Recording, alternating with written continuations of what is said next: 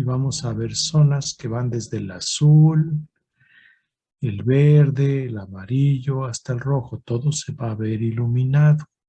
Entonces, esa es la situación que estoy describiendo ahí en ese parrafito de las notas, de que tendríamos un espectro continuo.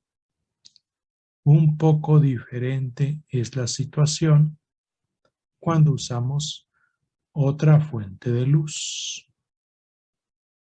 Lo tengo descrito también en las notas. Dice, si en el experimento, el anterior, usamos como fuente de luz a un gas excitado, ese le puede excitar con alto voltaje y emite luz, ¿sí? Entonces tenemos un gas excitado, además a baja presión y en un tubo de vidrio, entonces ahí vamos a ver que emite luz. Esa luz podemos lograr tener un haz. Hacemos lo mismo, lo hacemos pasar por el prisma y en la pantalla veremos solamente unas cuantas líneas de luz. Esas líneas son lo que van a formar un espectro de líneas, ¿sí? Característico del tipo de átomos que tengamos presentes en el gas.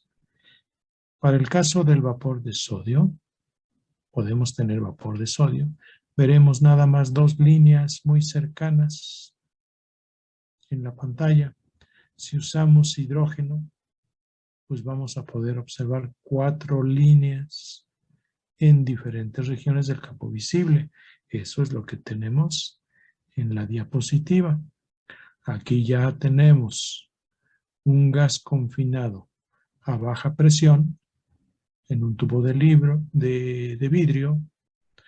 Tenemos un par de electrodos, se aplica un alto voltaje, los átomos de gas se excitan y llega el momento en que emiten luz. Entonces, de esa luz podemos tener un haz solamente y dirigirlo hacia el prisma. Entonces, si el gas que tenemos en este tubo de descarga es hidrógeno, entonces lo que vamos a ver en la placa fotográfica o en una simple pantalla van a ser 4 líneas observables a simple vista, porque sus longitudes de onda van a estar dentro de la región del campo visible, ¿sí? Entonces, esas líneas del espectro de emisión, así se le llama, de los átomos de hidrógeno, pues tenemos dos muy cercanas a 400 nanómetros en longitud de onda. Tenemos una línea verde ya cercana a 500 y tenemos una línea más o menos por 660 nanómetros longitud de onda, la línea roja. Entonces, este patrón en la región visible es típico del hidrógeno y es lo que nos permite identificarlo en una muestra donde estén mezclados, por ejemplo, varios gases, ¿sí? Entonces, vamos a ver. Eso es lo que está descrito aquí. El patrón de líneas se llama formalmente un espectro de líneas, ¿sí? Entonces, sodio, observamos dos líneas amarillas muy cercanas. Hidrógeno, 4 líneas en el campo visible. Entonces, vamos a ver, aquí tengo un esquemita que trata de mostrar eso. Es difícil de observar para el hidrógeno. La partecita de arriba es para el sodio y creo que se alcanzan a ver dos líneas por aquí. ¿Sí? Dos líneas amarillas, región visible. En la misma región visible para el hidrógeno, aquí está muy chiquito, pero es para el hidrógeno, tenemos las 4 líneas que mostraba en la diapositiva anterior. Podemos regresar a ella y ahí tenemos las 4 líneas características para el hidrógeno. ¿Sí? Entonces, cada tipo de átomo muestra un patrón de líneas, ¿sí? Que es su espectro de líneas, lo que nos permite identificarlo en una mezcla. Entonces, aquí en la siguiente diapositiva tengo espectros de líneas para diversos átomos. Tenemos, por ejemplo, sodio, el que ya acabo de mencionar, aquí sí se ve en clarito, 2 líneas juntas. Se ven amarillas por la longitud de onda en la cual están localizadas. En este diagrama es difícil ver la escala en longitud de onda, pero bueno, es la escala del campo visible. Recuerden que estamos hablando de longitudes de onda que van desde 400 hasta 800 nanómetros.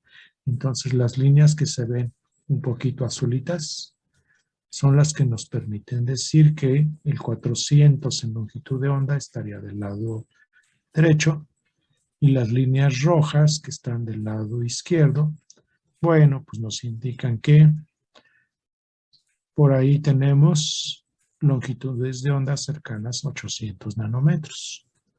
Bueno, entonces ahí está el caso del sodio, el potasio, se ven algunas líneas por aquí, por acá.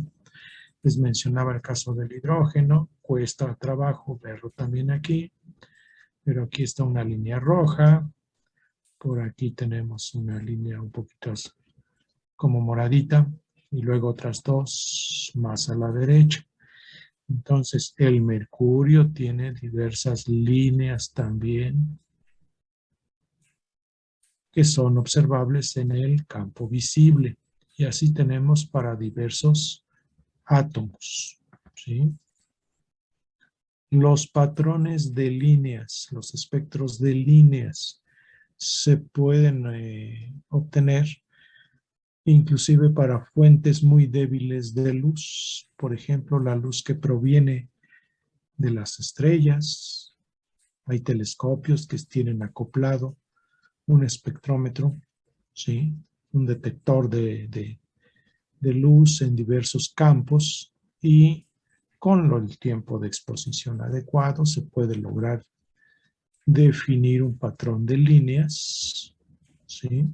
Y con ello se puede aseverar que en ese objeto tan distante están presentes cierto tipo de átomos, ¿sí?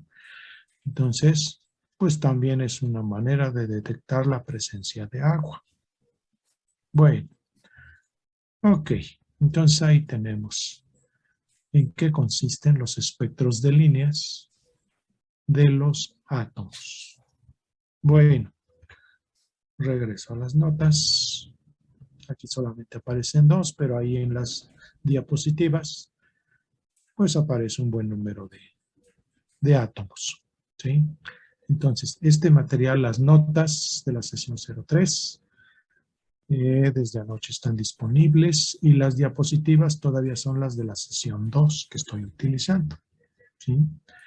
Bueno, ok. Debo avanzar un poquito más para regresar a este esquema que se llama niveles de energía del átomo de hidrógeno. Primero debo hacer unos comentarios y luego regresamos a él. Bueno, vamos a ver.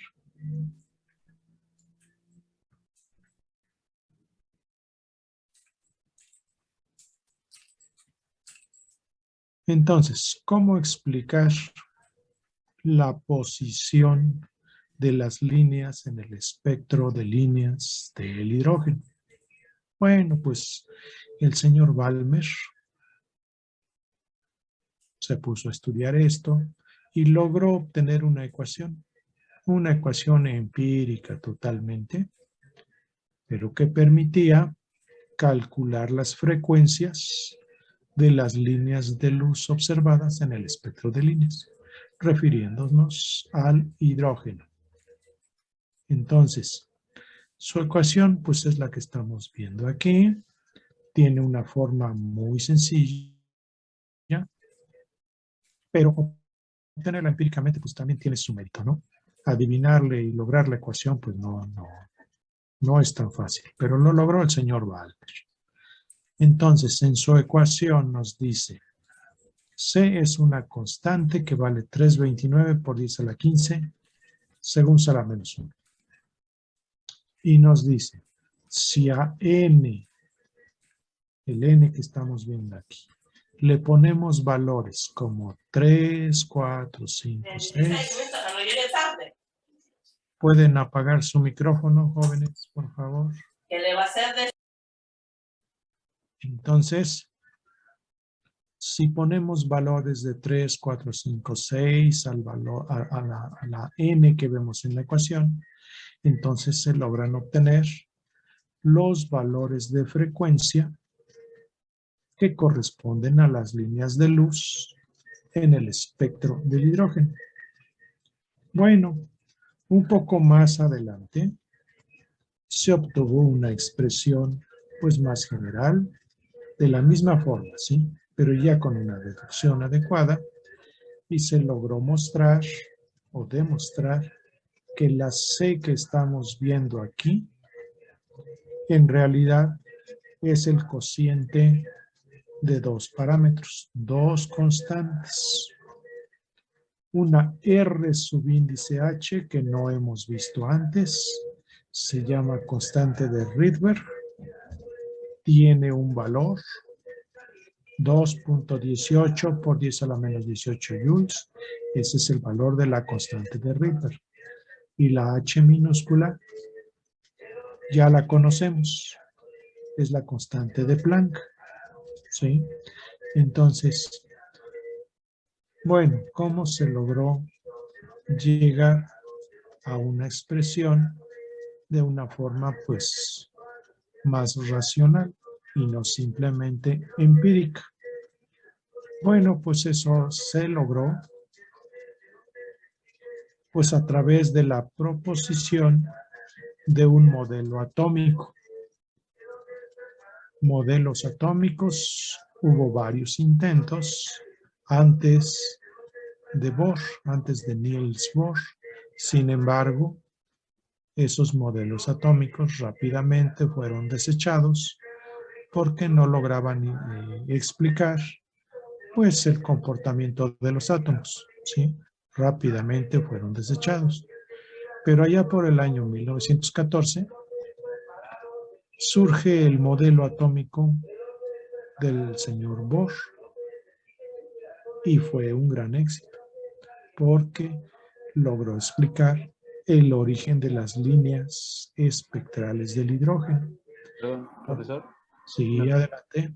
Creo que alguien tiene activado su audio o no sé si se escucha un ruido de fondo.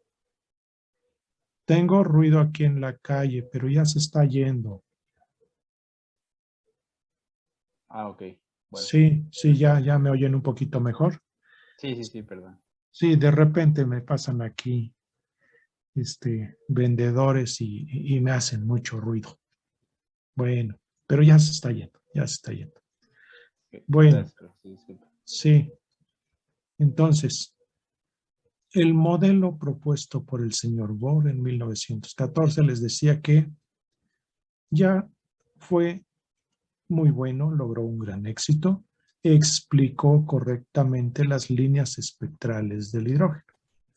Entonces, es un modelo que vale la pena comentar en sus aspectos básicos. Vamos a ver en qué consiste este modelo atómico. Las ideas básicas. Primero, propone que los electrones giran alrededor del núcleo en órbitas circulares. Órbitas circulares. Más adelante vamos a ver que no todas las órbitas las podemos asumir como circulares. Pero bueno, esta fue la propuesta del señor Bohr para el átomo de hidrógeno, el átomo más simple. Luego nos dice que solo están permitidas ciertas órbitas con energía pues definida. Si las energías son bien definidas, solo ciertos valores permitidos, entonces eso significa que está hablando de energía cuantizada, ¿sí? Entonces aquí se están retomando las ideas de Planck en su momento y de Einstein también, que hablaban ya de la cuantización de la energía. Bueno, entonces nos dice que un electrón que se mueve en una órbita permitida, pues diremos que está en un estado de energía permitido. Y un aspecto muy importante es aceptar que no irradia energía. Si no irradia energía, entonces ese electrón no cae hacia el núcleo atómico. Entonces, proponer esto en su momento fue polémico, porque la física clásica demuestra que una partícula cargada como un electrón, en un movimiento circular, debe emitir energía. Y eso significa entonces que esa partícula cargada pues va a caer hacia otra partícula de carga opuesta. Entonces, eso lo muestra la física clásica. Pero el señor Bohr nos dice, aceptemos esto como un postulado y pues veamos hacia dónde nos lleva este planteamiento. Entonces, tuvo éxito, por supuesto, su planteamiento. Y entonces, pues el señor Bohr logra deducir una expresión para las energías permitidas, ¿sí? Órbitas circulares en el modelo de Bohr. Entonces, esas energías permitidas responden a una ecuación relativamente sencilla que estamos viendo aquí, donde aparece una constante menos RH que acabo de mencionar hace unos instantes, que es la constante de Rydberg, que vale 2.18 por 10 a la menos 18 joules. Tiene unidades de energía. Aquí está energía y la N no tiene unidades. Esta N se va a llamar número cuántico principal y solamente puede tomar valores enteros positivos. 1, 2, 3, 4, así el valor 0 no está permitido. Entonces RH ya la conocemos. Ahora surge N, número cuántico principal. Y ese número N, es el que va a determinar el valor de las energías permitidas. Pero además va a determinar el tamaño de las órbitas. Y el tamaño de las órbitas va a ser proporcional a n al cuadrado. ¿Sí? Entonces, n igual a 1 será la órbita más cercana al núcleo. N igual a 2 ya está un poco más alejada. N igual a 3, 9 veces más alejada porque va con el cuadrado de n. Ahora, en cuanto a energías, pues vean que si le damos el valor n igual a 1, aquí sería la primera órbita en el átomo de hidrógeno, modelo de Bohr. Si le damos el valor 1, nos va a quedar menos RH. Y entonces, n igual a 1 órbita más cercana al núcleo va a tener la energía más baja, que va a ser menos RH. Y esa órbita más cercana al núcleo, o ese estado, lo vamos a reconocer como el estado de mínima energía. También se le llama estado fundamental o estado basal, estado de mínima energía, ya lo había dicho, del átomo. ¿Sí? Entonces, la energía más baja en el átomo de hidrógeno, la energía del sistema es menos RH y corresponde a N igual a 1. Ahí está. Entonces, no pensar que el valor de energía más baja es 0. No, el modelo nos lleva a valores negativos de la energía. Entonces, cuidado con ese concepto. Luego, ¿qué pasa si el electrón está en una órbita con N igual a 2 o 3? Bueno, tendríamos una energía mayor a menos RH. Mayor a menos RH significa un poco menos negativa. ¿Sí? Si vemos aquí, si pensamos en el valor 2, entonces nos va a quedar un cuarto. Un cuarto de RH, pero prevalece el signo menos. Entonces, menos un cuarto de RH es un poquito menos negativo que menos RH, cuando N vale 1. Si N vale 3, esto se transforma en un noveno de RH, prevalece el signo menos, y menos un noveno de RH es una energía más alta que menos RH, que corresponde a N igual a 1. Entonces, si son energías más altas cuando tenemos N igual a 2, 3, 4, entonces vamos a decir que tenemos al átomo en un estado excitado. ¿Sí? Entonces, repito, si el electrón está en la órbita con N igual a 1, estado fundamental, estado de mínima energía del átomo, o estado basal del átomo, N igual a 1, energía más baja, menos RH. Y ya si hablamos de que el electrón está en la órbita con N igual a 2, 3, 4, son energías mayores, siguen siendo negativas, pero ya son mayores que menos RH. Y entonces en esos estados decimos que tenemos al átomo en un estado excitado. ¿Sí? Bueno, no está prohibido considerar n igual a infinito en la ecuación. Nada más que si pensamos en n que tiende a infinito, entonces la energía se hace 0. ¿Y eso qué significa? Pues que el electrón, fíjense que a medida que n se va haciendo más grande, el electrón está más lejos del núcleo. Bueno, pues si n se hace infinito,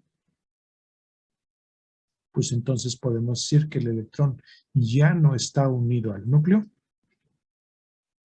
Y si no lo está, decimos que el átomo se ha ionizado. ¿Sí? Entonces, n igual a infinito, energía igual a 0, y lo que tenemos es al átomo ionizado. Es decir, al hidrógeno con carga positiva, porque ya perdió al electrón. ¿Sí? Entonces, ojo con esas interpretaciones, son importantes. Bueno, ahora, vamos a ver. Dice aquí que si se dan los posibles valores de n a la ecuación que proporciona las energías, es la que acabo de mencionar. Bueno, pues vamos a obtener diversos valores de energía y los podemos poner en un orden ascendente. como se muestra, dice aquí en la figura de la página 2. Ahí nos estamos refiriendo justamente al diagrama. Se los voy a mostrar ahora sí. Aquí está. Y puse la ecuación para que no falle. Las energías permitidas, esto es E subíndice N menos RH sobre N al cuadrado. Si le damos N igual a 1, queda menos RH. Entonces, N igual a 1. Aquí dice número cuántico principal N. N igual a 1. Valor de energía menos RH. Y luego, ¿qué pasa si yo digo N vale 2? Bueno, pues nos va a quedar un cuarto de RH, signo negativo. Entonces, N igual a 2 menos un cuarto de RH. Aquí está. Y lo mismo para N igual a 3, un noveno. N igual a 3, un noveno de RH. Ya N igual a 4, ahí se ve un 16 de RH. Lo que está aquí muy arriba es el símbolo de infinito. Apenas si se ve, pero si es infinito aquí el valor de N, la energía vale 0, y es cuando decimos nuestro átomo se ha ionizado. Bueno, entonces, dando los valores de N desde 1, 2, 3, 4, y colocando esos valores en un diagramita como este que estamos viendo, lo que obtenemos es lo que se llama el diagrama de niveles de energía del átomo de hidrógeno. Claro que el diagrama es válido para el modelo de Bohr. ¿Sí? Ahí está. Entonces, para cada valor de N, cierto valor de energía del electrón o energía del sistema. ¿Sí? Bueno, ok. Ahora vamos a tratar de describir las flechitas que estamos viendo acá. Bueno, primero vamos para acá. Tal vez tenga una diapositiva por aquí. Ok. Aquí tengo una diapositiva que se refiere al modelo de Bohr. Bueno, pues aquí nos dice. El electrón solo puede tener valores de energía específicos, es decir, que la energía está cuantizada. Energías en función del número cuántico principal n, pues aquí está la ecuación, ¿sí? RH, pues ya la conocemos. Bueno, órbita más cercana al núcleo, la de n igual a 1, n igual a 2, más lejos, n igual a 3, más lejos, ¿sí? Bueno, aquí hay una frase importante. Dice, se emite luz si el electrón salta de un nivel de energía a otro de energía más baja. Entonces, nosotros podemos imaginar que tenemos al electrón en la órbita con n igual a 3, puede pasar al nivel n igual a 2, y para lograrlo se emite energía, ¿sí? Porque la energía en n igual a 3 es más alta y en n igual a 2 es más baja.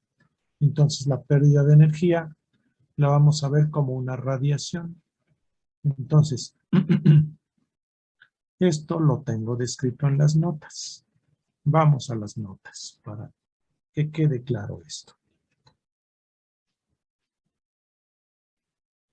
A ver. Ya estábamos. Modelo de Bohr.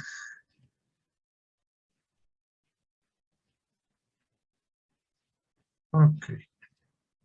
Decíamos que si damos valores de n a la ecuación que proporciona las energías, Entonces podemos generar la figura que se muestra en la página 2 que acabo de mostrar. Es el diagrama de niveles de energía para el átomo de hidrógeno. Bueno, ok. Otra cosa muy importante que propone Bohr en su modelo, propone que el electrón puede saltar entre los diferentes estados de energía. Y para eso requiere de absorber o emitir fotones con la energía que corresponde justamente a la diferencia de energía entre los niveles involucrados. Ok, propone saltos del electrón. Entonces, esos saltos son los que les vamos a llamar transiciones electrónicas. Vamos a ver.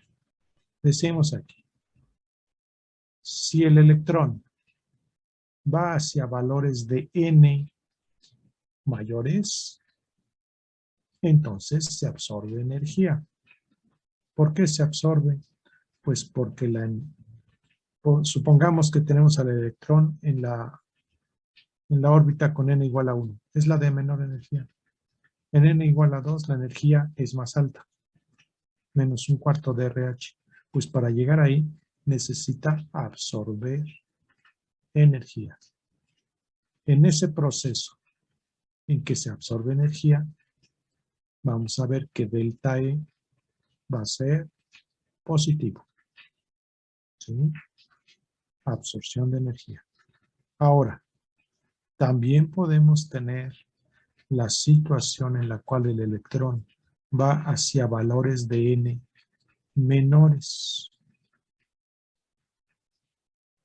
Va hacia estados de menor energía. Y para ello entonces el sistema debe emitir energía. Para esa situación, delta E del proceso pues va a ser negativo. Entonces, estos saltos del electrón entre niveles de energía permitidos son los que se indican en la figura por medio de flechas y son, o se les llama, transiciones electrónicas. ¿Sí? Entonces, esas transiciones electrónicas son las que nosotros vamos a ver como líneas de luz en el espectro del hidrógeno. Entonces las justifica muy bien el modelo de Bohr. Regreso a la figura. Vamos a ver. Aquí está. Ya habíamos quedado que los escalones son los niveles de energía del átomo de hidrógeno. Bueno, entonces, ahora, las flechitas que nosotros vemos aquí. Puedo tener al electrón en la órbita con n igual a 1. Si yo propongo que el electrón pasa a la órbita con n igual a 2, ¿eso es posible? Claro que sí es posible, pero se requiere que el sistema absorba energía. ¿Cuánta energía? La que corresponde a la diferencia de energía entre los dos niveles involucrados. Entonces, el delta de energía siempre va a ser energía del estado final menos energía del estado inicial. Ese delta de energía, como es radiación electromagnética que va a absorber o bien que va a emitir, si vamos de abajo para arriba, se absorbe. Ese delta de energía lo vamos a interpretar como el producto de H por la frecuencia, o bien de H por C sobre lambda. Recuerden que la frecuencia es C sobre lambda. Entonces, Ok. Estaba yo hablando de la transición de n igual a 1 a n igual a 2. ¿Cuánto vale delta E? La energía necesaria para que ocurra la transición. Bueno, pues estado final menos estado inicial. Y estado final es menos 1/4 de RH. Estado inicial menos RH. Entonces, como aquí es 1/4, yo puedo imaginar aquí 4/4 de RH. Y es lo mismo. Si este lo interpreto como 4/4 de RH, bueno, pues entonces menos 1/4 menos 4/4 de RH, el resultado va a ser 3/4 de RH y además positivo. ¿Sí? Porque tengo signo menos aquí en la ecuación y luego el menos de menos RH se vuelve positivo y entonces delta E, ¿cuánta energía necesito para ir de aquí a n igual a 2? 3/4 de RH y además positivo. Energía que debe de absorber el sistema para que ocurra esa transición de n igual a 1 a n igual a 2. Y lo mismo se puede pensar para una transición desde n igual a 1 hasta n igual a 3. Aquí estamos en n igual a 3. Nada más que en n igual a 3 tengo menos 1/9 de RH.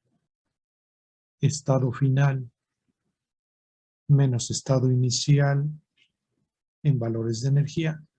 ¿Cuánto nos va a quedar? Como ahí tengo 1/9, puedo pensar que aquí en RH tengo 9/9 de RH y entonces ya se ve fácil. Menos 1/9 de RH menos 9/9 de RH, pues van a quedar 8/9 de RH. Entonces, desde abajo, n igual a 1 hasta n igual a 3, se requieren de 8/9 de RH, energía positiva para esa transición. Y así se puede hacer para las otras transiciones. Por supuesto que también podemos pensar en transiciones entre, fíjense aquí, cuando el electrón ya pasó al nivel con n igual a 2 o n igual a 3, 4, ya son estados excitados del átomo. Bueno, pues no está prohibido que el electrón pase de un estado excitado, n igual a 2, a 1 con n igual a 3. Es perfectamente posible. E inclusive de n igual a 2 a n igual a 4 o a 5 o a 6. Otras transiciones, aquí están también marcadas del 3 al 4, del 3 al 5, del 3 al 6. Claro que son posibles, pero las energías involucradas pues tienen su valor particular. Por ejemplo, del 2 hacia el 3, pues estaríamos hablando de menos 1/9 de RH, estado final, menos 1/4 de RH, que es lo que corresponde a n igual a 2. ¿Sí? Entonces, ahí sí ya hay que tener cuidado con la operación.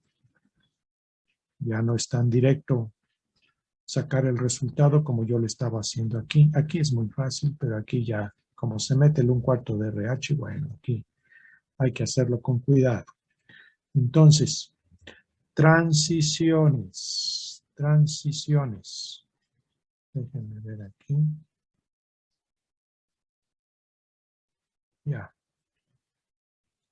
Ya vi lo que hay en el WhatsApp. Bueno, entonces,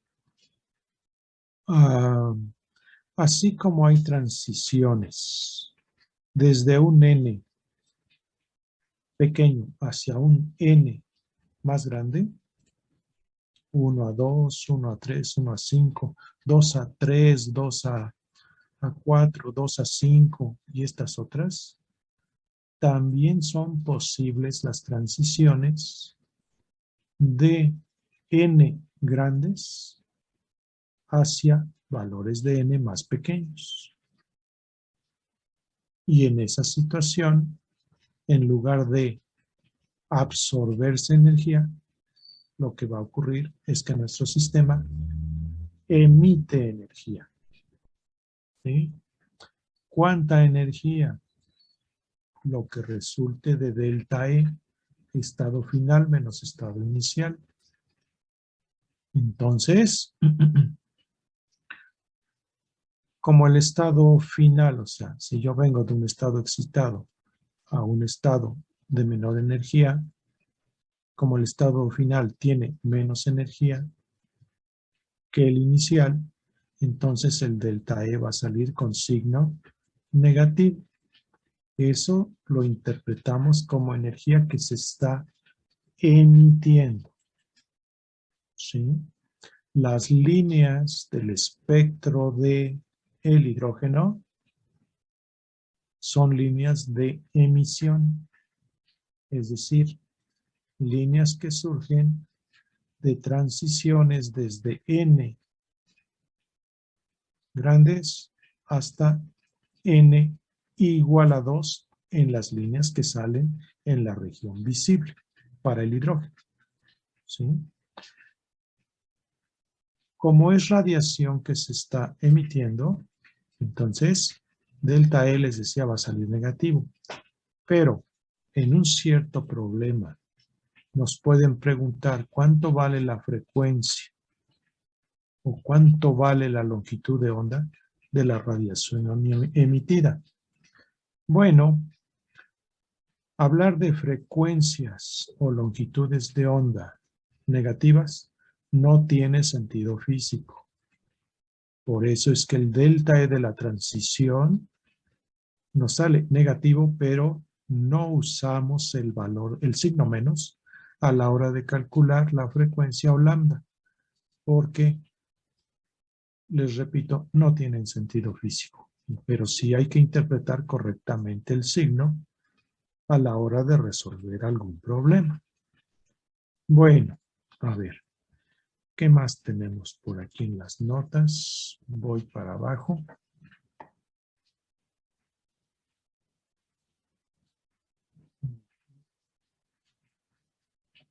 Ok, estábamos con las transiciones electrónicas.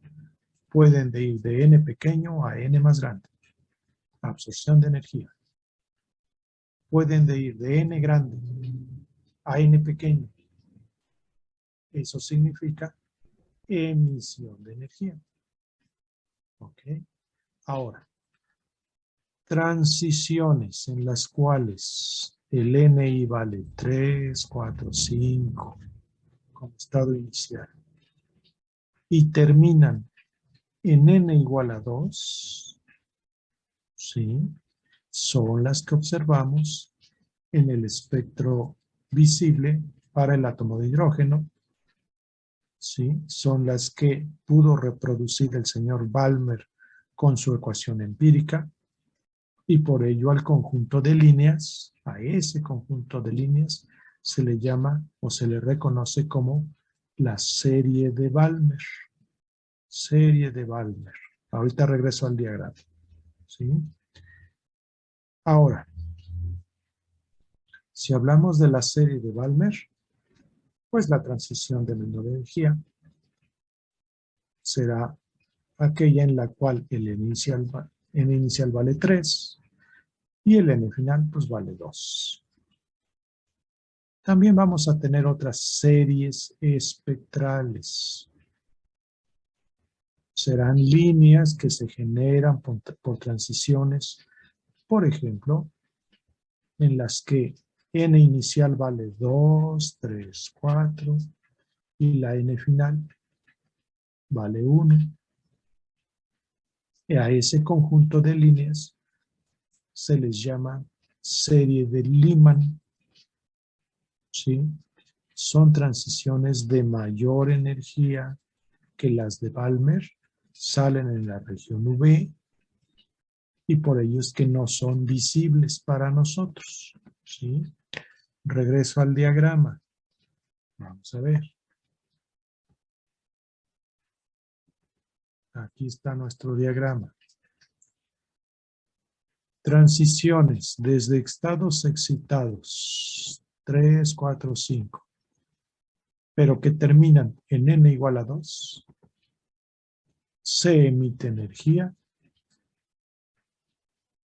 y esa energía tiene una frecuencia, longitud de onda, que cae en la región del espectro visible. Son las líneas del espectro del hidrógeno en la región visible. Son las que analizó el señor Balmer. Por eso es que a estas líneas negritas se les llama serie de Balmer. Mencionaba yo también que hay transiciones de estados excitados, por ejemplo, n igual a 2, n igual a 3, 4, 5, y que terminan en n igual a 1. Vean que la diferencia de energía es notablemente más grande que las de Balmer. Si es mayor energía, entonces mayor frecuencia, menor longitud de onda, y estas transiciones de arriba para abajo que terminan en n igual a 1, pues son las que van a salir en la región UV del espectro. No son observables a simple vista para nosotros, ¿sí? Y se les llama serie de Lyman. Entonces, serie de Lyman, serie de Balmer. Por aquí van a salir otras dos series espectrales, que ahorita se los muestro con una diapositiva. Vamos a ver.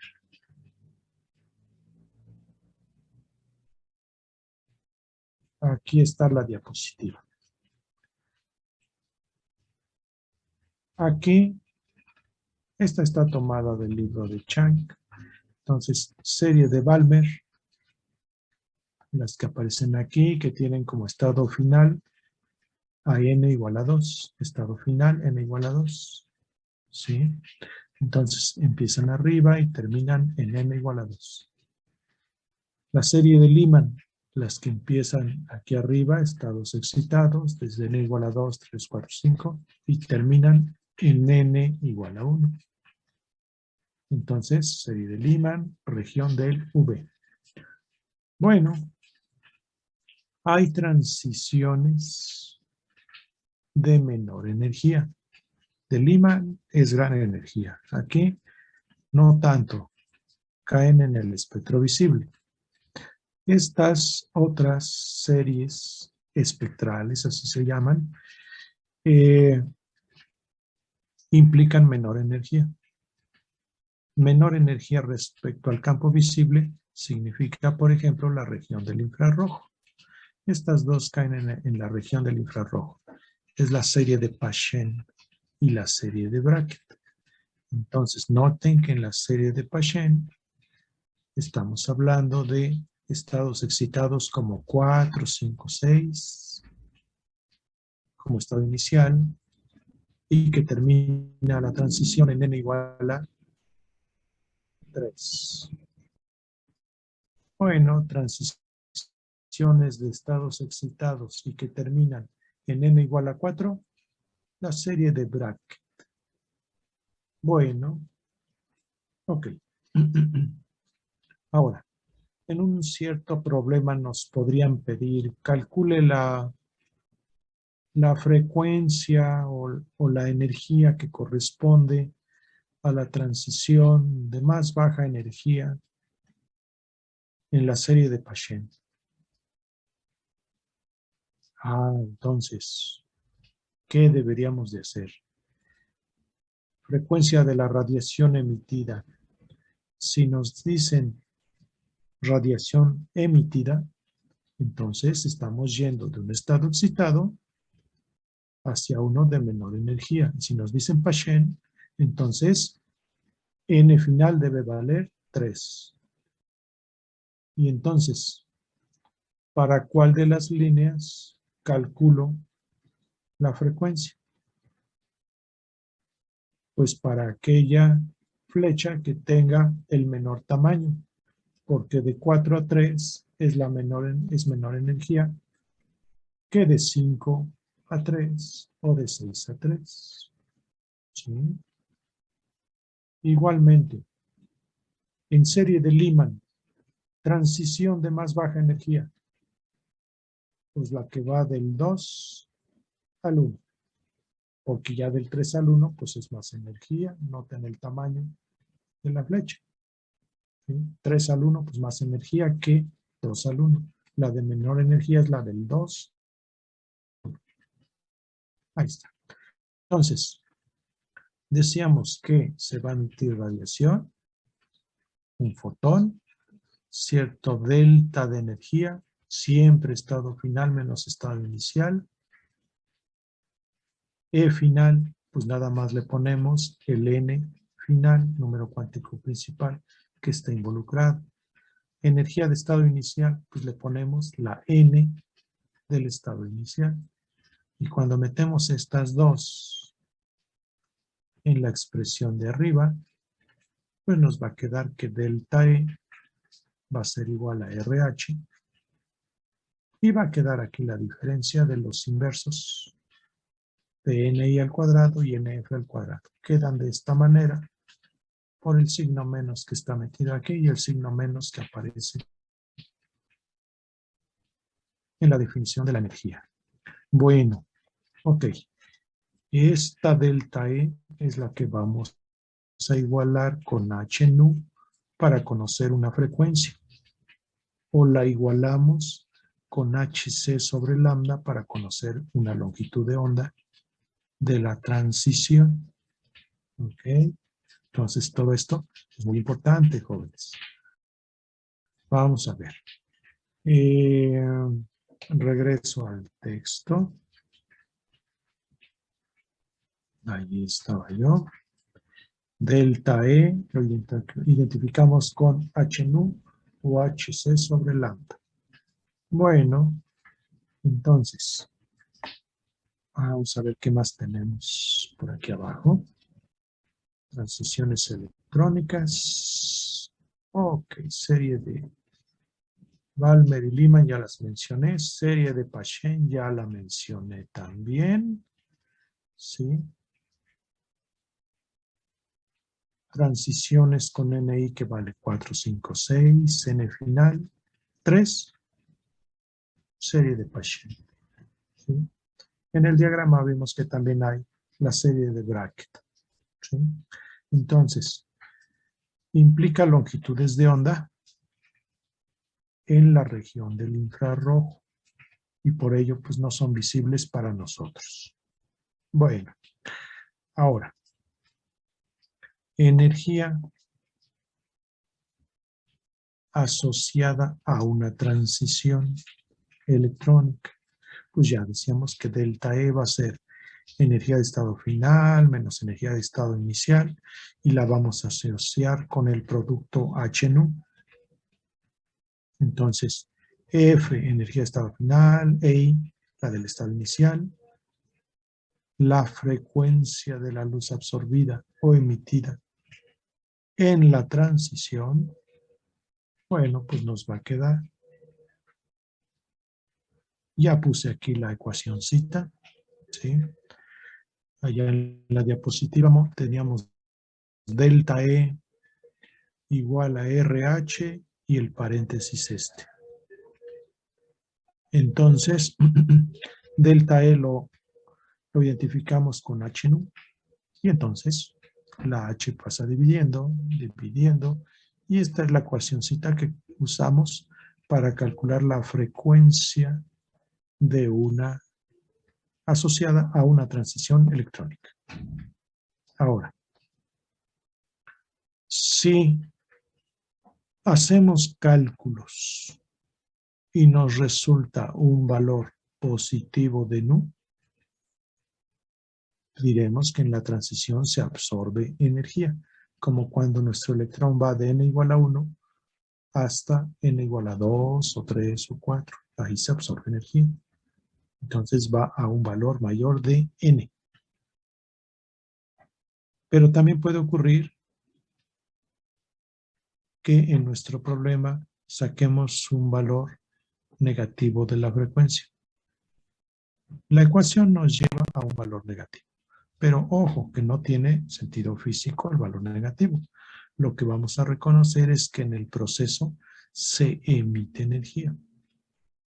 Entonces el electrón está llegando a un menor valor de n. Son las transiciones que vemos de la parte superior a la parte inferior en el diagrama de niveles de energía. Entonces, ojo, no se reportan valores negativos para las frecuencias ni longitudes de onda. Solamente diremos se trata de un proceso de emisión de energía y la frecuencia vale tanto, pero no le ponemos el signo. Pero ya dijimos que es una emisión. ¿Ok? Entonces habrá algunos problemitas donde debemos de tener en mente ese concepto. Bueno, aquí tengo un ejemplo.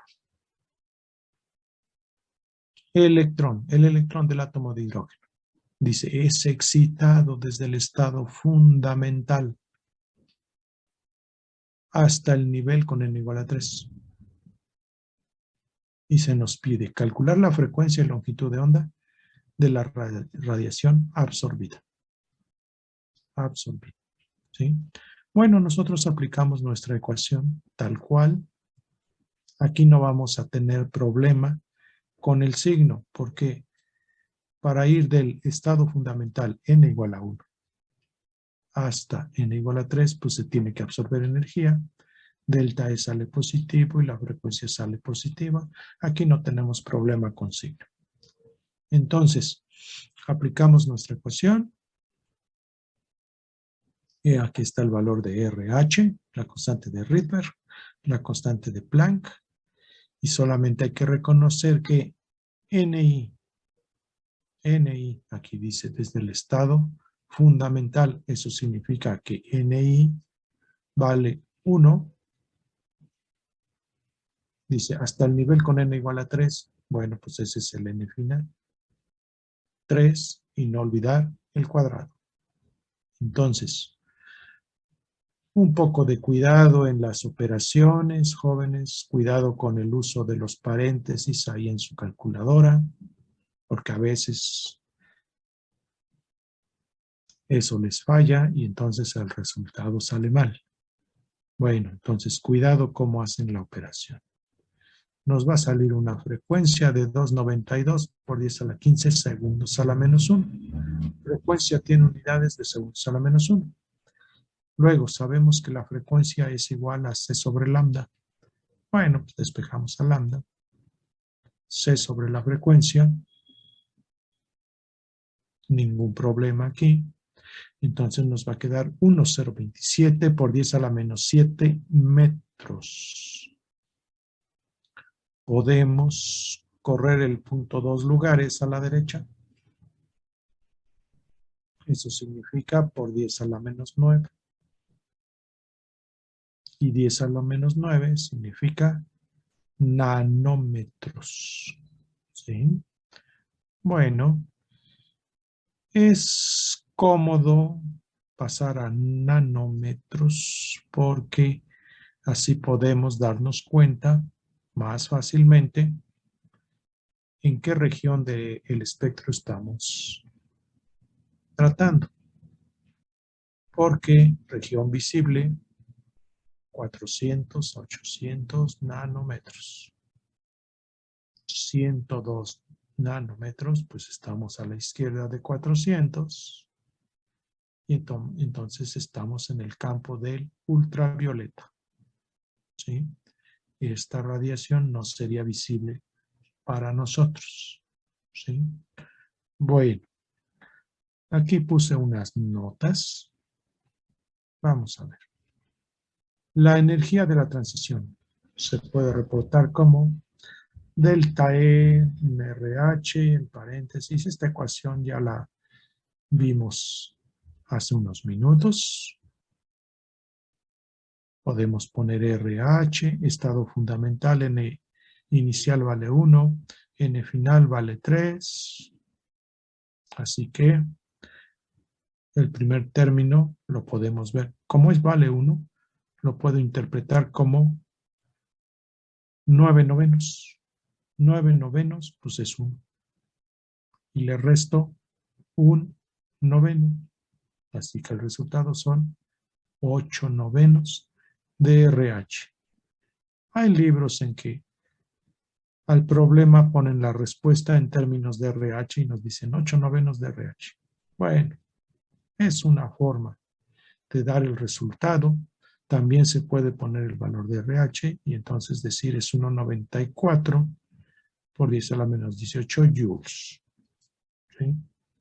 Yo prefiero el joules que en unidades de RH, pero bueno, pues ya depende de cada libro que veamos. Bueno, puse aquí otra nota. Reconocer que la frecuencia es igual a C sobre lambda. Entonces, en la ecuación que aparece arriba, déjenme a ver, la veo, ahí está, ahí se ve. Frecuencia igual a todo esto. Bueno, pues en lugar de frecuencia, puedo poner C sobre lambda. Y entonces tengo una ecuación donde ya no se ve la frecuencia, se puede despejar lambda, la longitud de onda, nada más que la expresión queda un poquito más latosa. Lo más cómodo es la forma en que lo hice aquí arriba. ¿Sí? Eso es lo más cómodo. Pero bueno, también se puede hacer de esta manera. Y entonces, aquí surge algo curioso. Tenemos HC entre RH. Es una relación de constantes. Entonces se puede expresar como 1 sobre RH', lo cual implica que RH' va a ser pues al RH sobre HC. Y con esto, al ponerle números, esa RH' queda 1,097 por 10 a la 7 metros a la menos 1.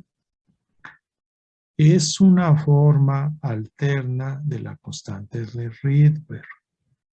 Casi no la usamos en este curso, pero puede ocurrir que en algún libro que ustedes consulten se encuentren que la constante de Rydberg se las dan en metros a la menos 1, en lugar de 2,18 por 10 a la menos 18 joules.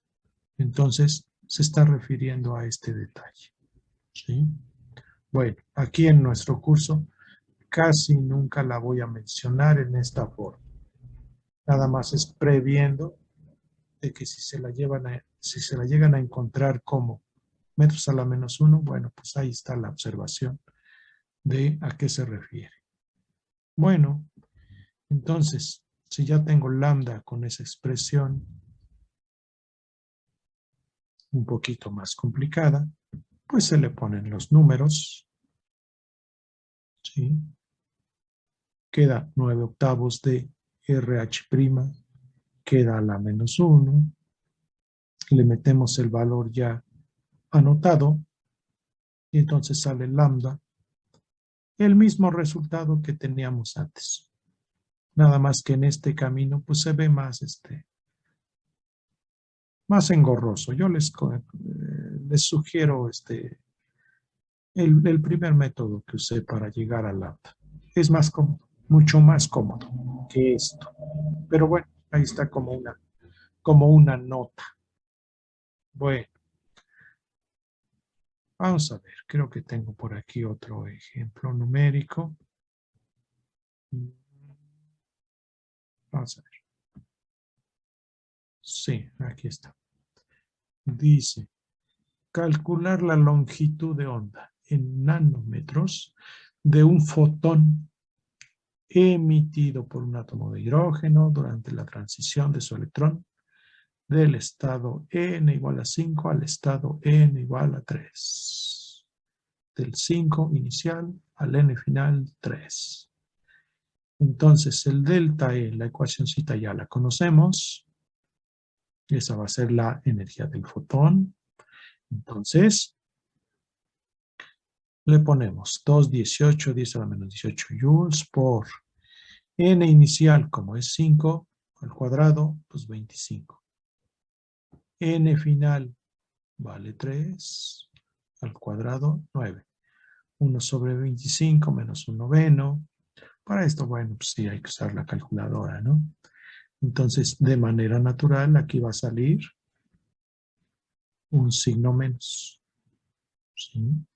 Delta E menos 1,55, 10 a la menos 19 joules. Entonces, este signo menos nos está diciendo que es una energía que se está emitiendo. ¿Sí? Fotón emitido, dice aquí arriba.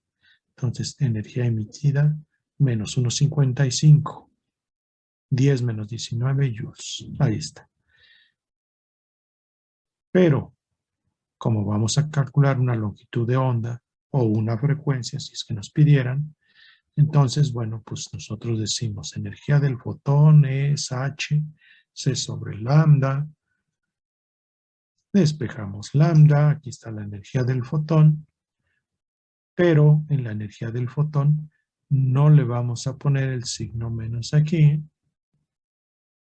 ¿Sí? No ponemos el signo menos porque eso nos llevaría a un lambda negativo. Y les decía que un lambda negativo no tiene sentido físico. Entonces, simplemente debemos de reportar que la energía emitida tiene una longitud de onda de 1280 nanómetros.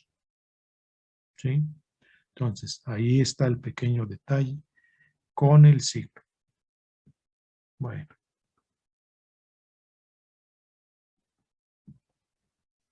Ok, vamos a ver unos detallitos más que tenemos aquí en la sesión número 3.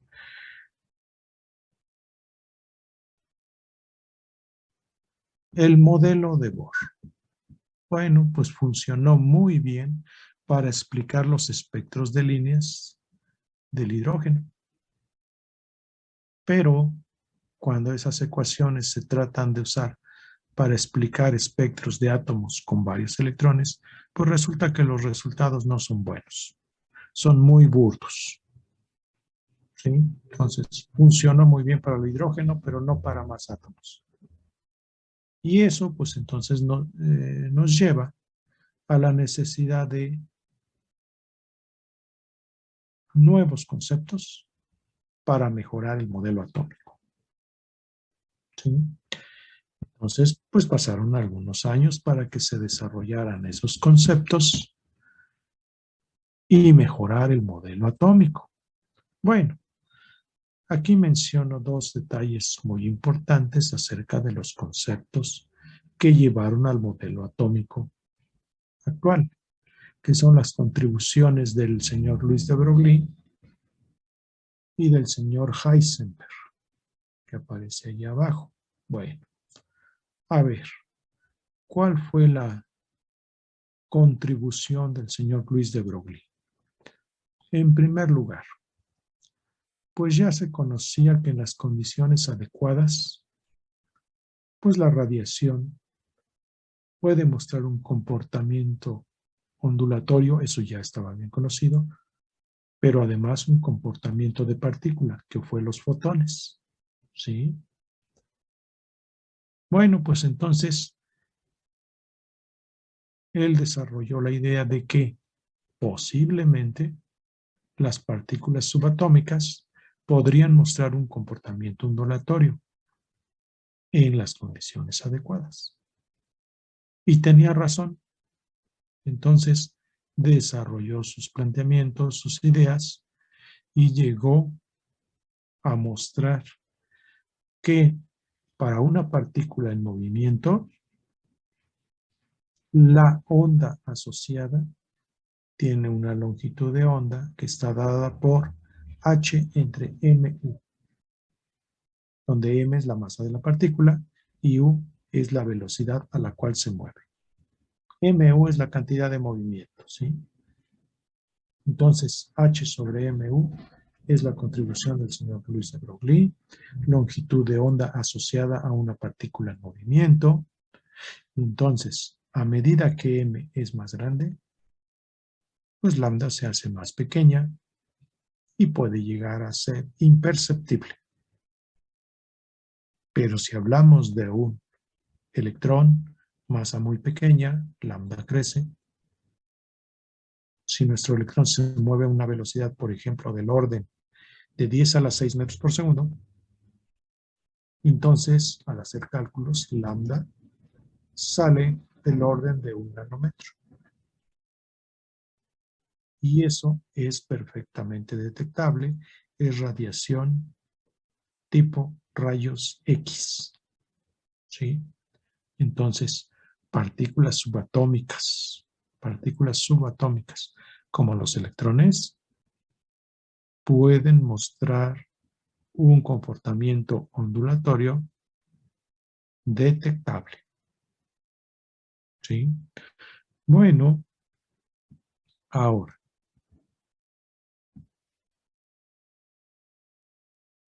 ya que los electrones pueden mostrar un comportamiento ondulatorio según las condiciones, pues eso implica que su posición en el espacio